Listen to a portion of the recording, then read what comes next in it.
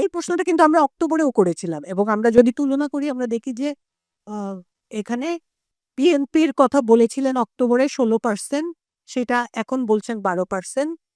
জামায়াতে ইসলামের কথা 11.3 ছিল, এখন 10.4। আওয়ামী লীগের 8.9 থেকে 7.3। এনসিপিতে 2 ছিল, এখন 2.8। তার মানে ভোটের হিসাবে সামান্য একটু কমেছে, কিন্তু সবচেয়ে বড় যে অংশটা আমরা দেখছি সেটা হচ্ছে সিদ্ধান্ত নেইনি। আমরা দেখছি যে আমাদের 48.5% মানুষ, সবচেয়ে বড় যে গ্রুপ, তারা বলছেন ভোটার ব্যাপারে আমরা এখনো সিদ্ধান্ত নিইনি, তাকে ভোট দিবেন। আর সেটা অক্টোবরে ছিল কিন্তু 37% বা 38%। সো যেটা আমি এখানে বলতে চাচ্ছি যে এই সিদ্ধান্ত নেইনি মানে হয়তো একটা উত্তর অ্যাভয়েড করা, যে আমি বলতে চাই না কিন্তু আমি বলছি আমি সিদ্ধান্ত নিই না। আবার কিছু এর মধ্যে থাকতে পারেন যারা আসলেই সিদ্ধান্ত নেন নাই, তারা হয়তো প্রার্থী দেখে ভোট দিবেন, নির্বাচনে তফসিল বিবেচনা হলে যে সিদ্ধান্ত নেবেন সেটাও হতে পারে। এখানে আমরা বেশ কিছু ডিসএগ্রিগেশন করেছি, যে নির্বাচনে কাকে ভোট দিবেন সেটাকে নারী পুরুষ নির্বিশেষে যদি আমরা দেখতে চাই, আমরা দেখছি যে প্রতিটা দলের ক্ষেত্রেই নারী নারীর ভোট কিছুটা কম। পুরুষ যেখানে বলছেন 14% ধরেন বিএনপিকে দিব, নারী বলছেন 9। তো প্রতিটা দলের ক্ষেত্রেই নারীর ভোট কিছুটা কম এবং আহ, সিদ্ধান্ত না নেওয়ার হারও নারীদের মধ্যে বেশি। যেখানে পুরুষদের মধ্যে সিদ্ধান্ত নেইনি বলেছেন 43 ভাগ, নারীদের মধ্যে তার থেকে প্রায় 15% পয়েন্ট বেশি বলছেন যে আমরা সিদ্ধান্ত নিইনি। সেটা প্রায় 55 ভাগ নারী এখনো বলছেন সিদ্ধান্ত নেইনি। সো নারী ভোটারদের ব্যাপারে ভাববার অবকাশ রয়েছে। আর একটা বড় গ্রুপ, লাইক 14 থেকে 15% বলেছেন আমরা আমাদের মতামত রিভিল করতে চাই না, আমরা বলতে চাই না যে আমরা তাকে ভোট দিব, আমার সিদ্ধান্ত আমি নিতে চাই।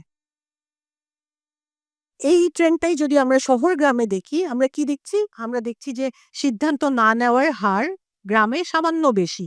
শহরে 47 ভাগ বলছেন সিদ্ধান্ত নেইনি, গ্রামে বলছেন 49 ভাগ। আর যে বড় দলগুলা, প্রতিষ্ঠিত দলগুলোর ভোটের হার আমরা দেখছি বিএনপি, জামায়াতে ইসলামী এবং আওয়ামী লীগ প্রত্যেকেরই গ্রামে একটু বেশি, যেটা এইখানে আমরা দেখতে পাচ্ছি, আর শহরে একটু কম কম্পারেটিভলি। আর এনসিপির ভোট যদি আমি আলাদা করে বলি, যে গ্রামে বরং তাদের পরিচিতি একটু কম, আর শহরে তার থেকে 1% পয়েন্ট বেশি। যদিও একটু দেখতে আহ, হয়তো টু মাচ হয়ে যাচ্ছে একই কিন্তু এখানে আমরা বয়স ভেদে সমর্থনটাকে ভাগ করেছি এবং আমরা দেখতে চেয়েছি কোন গ্রুপের কোন বয়সের মানুষ কাকে ভোট দিচ্ছে। আমরা দেখি যে যদি আমরা 27 বছরের নিচে যারা তাদের ভোট দেখি, তাদের মধ্যে দেখেন প্রতিষ্ঠিত দলের ভোট সামান্য কম।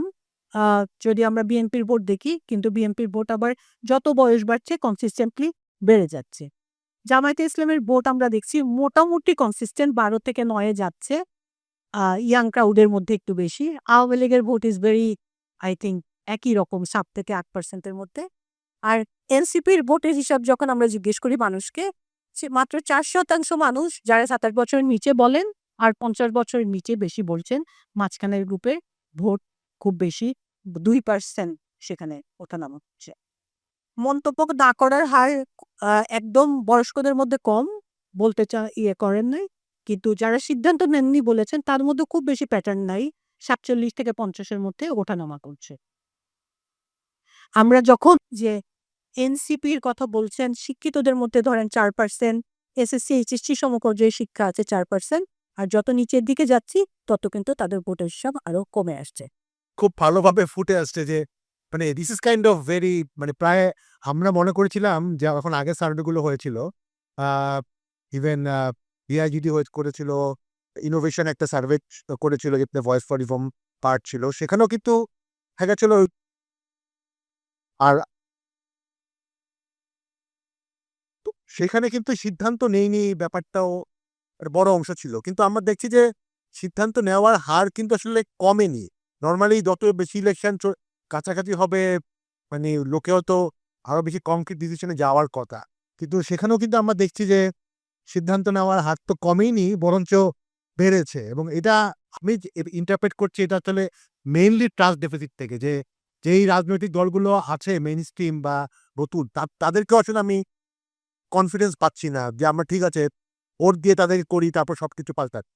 তো এইটা আমার ব্যক্তিগত একটা ব্যাপার। বাট আমি জেনারেলি সেই ব্যাপারে আপনারা বলতে পারেন, বাট আমি আসিফকে দিয়ে শুরু করব। বাট আমার জন্য ভেরি ইন্টারেস্টিং একটা ব্যাপার যেটা দেখছি, যদিও বেশিরভাগ দলের ব্যাপারই মানে এটা কিন্তু আসলে দলের উপরে। এইটা আমার মনে হয় একটু ক্লিয়ার হওয়া উচিত যে যারা বলেছে আ আ ভোট দিবে কোন দলকে তাদের মধ্যে কিন্তু না, এটা রিভিলদের মধ্যে না, এটা টোটালের মধ্যে। তো সেই জায়গা থেকে যদি দেখি যে আ আপনাদের অনেকেরই হয়তো একটু ক্লিয়ার করার জন্য অনেকের এটা আছে। ২ টার করা হয়েছে। ব্লু লাইনটা হচ্ছে যেটা অক্টোবরে পিআইজিরই সার্ভে করেছিল ২০২৪ এ, আজ থেকে প্রায় ১০ মাস আগে। আ সেইখানে বা ৯ মাস আগে সেটার ফিগার, এবং কমলাটা সেটা হচ্ছে এখনকার বা জুলাইয়েরটা। তো ইন্টারেস্টিংলি বিএনপির কিন্তু দেখা যাচ্ছে যে প্রায় মোর দ্যান 25% অলমোস্ট 1/4 কমেছে। জামাতেরও আমি হিসাব করে দেখলাম প্রায় ৮-৯% এর মতো কমেছে। আওয়ামী লীগের এরকম 10%, এনসিপির প্রায়, যেহেতু বেসটা কম ছিল, সেটা বেড়েছে প্রায় 40%। আ জাতীয় পার্টি অলমোস্ট হাফ হয়ে গেছে। তো সেই জায়গাটা আপনি শাহান কিভাবে দেখছেন? মানে বিএনপি বিইং এ, আমরা খুব বেশি পার্টি ডাইরেক্টলি হয়তো আলোচনায় যাব না। কিন্তু is it a kind of, or should it warn BNP that তাদের মানে পপুলারিটি বা সাপোর্ট বেস হয়তো অন্যদের থেকে একটু বেশি রেটে কমেছে? Okay, I think BNP should be very worried. আমার মনে হয় বিএনপির ওয়ারিড হওয়া উচিত। কেন আমি বলছি যে, যেটা এখান থেকে পরিষ্কার যে, আ এই যে বিএনপির ভোটটা খুব সম্ভবত, যদি আমরা একদম যেহেতু ট্র্যাক করতে পারি না, আমরা বলতে পারব না। কিন্তু ইটস ভেরি আনলাইকলি যে এই ভোটগুলা অন্য কোনো জায়গায় শিফট হয়েছে। কারণ সবারই হচ্ছে গিয়ে আমরা দেখছি যে ভোটের পার্সেন্টেজ একটু, একটু হলেও হচ্ছে গিয়ে কমেছে। কিন্তু যেটাই বেড়েছে হচ্ছে সিদ্ধান্ত নিক। তার মানে বিএনপির হয়ে there is a possibility, strong possibility, বিএনপির হয়ে যারা অক্টোবরে বলেছেন ভোট দেবেন, তাদের একটা অংশ বেসিক্যালি হচ্ছে গিয়ে জুলাইতে এসে তারা এখন চলে গেছেন, হয় সিদ্ধান্ত নেয়নি বা আমি বলছি না।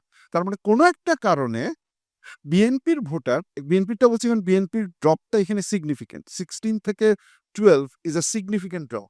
বিএনপির ভোটাররা এখন গর্ব করে যে আমি বিএনপিকে ভোট দিব, এইটা বলতে চাচ্ছেন না। সো বিএনপি শুড থিংক এটা কেন হচ্ছে?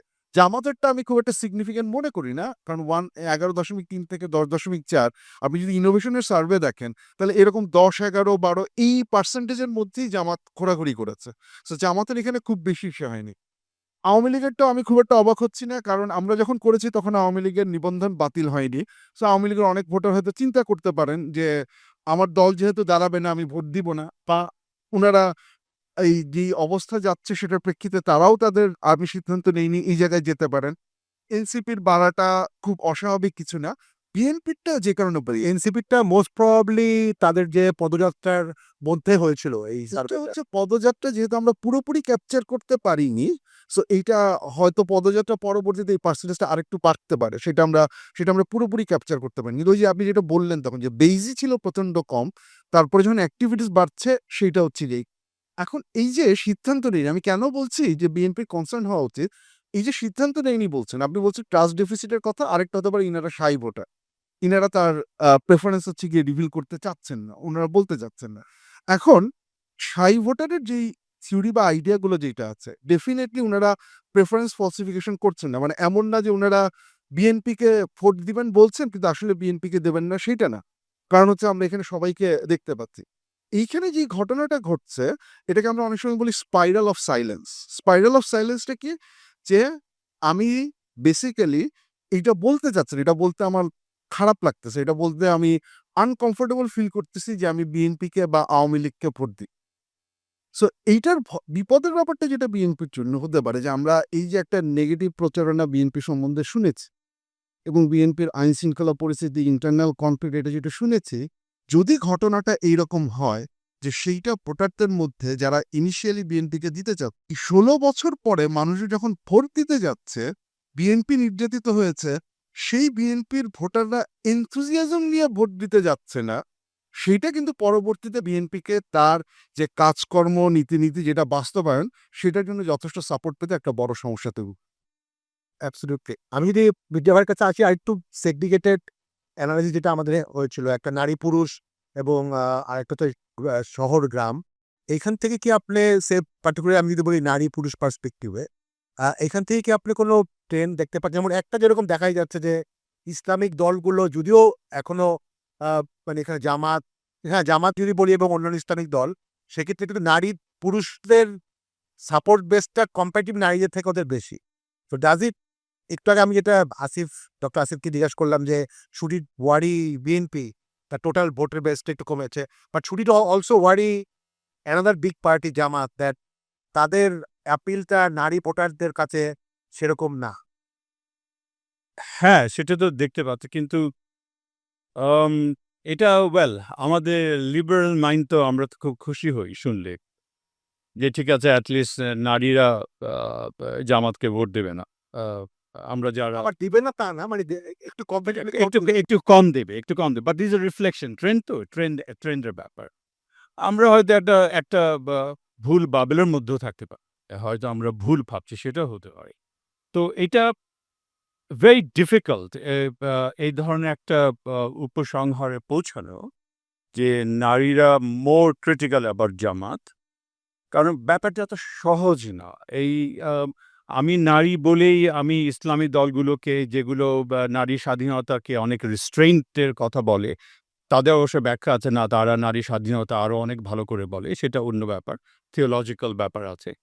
কিন্তু একই সঙ্গে ভাবতে হবে যে পেট্রিয়ার্কি আ পুরুষতন্ত্র তার যে আইডিওলজিক্যাল যে আ হেজেমনি তার যে আধিপত্য সেটা কিন্তু নারীকেও আচ্ছন্ন করে।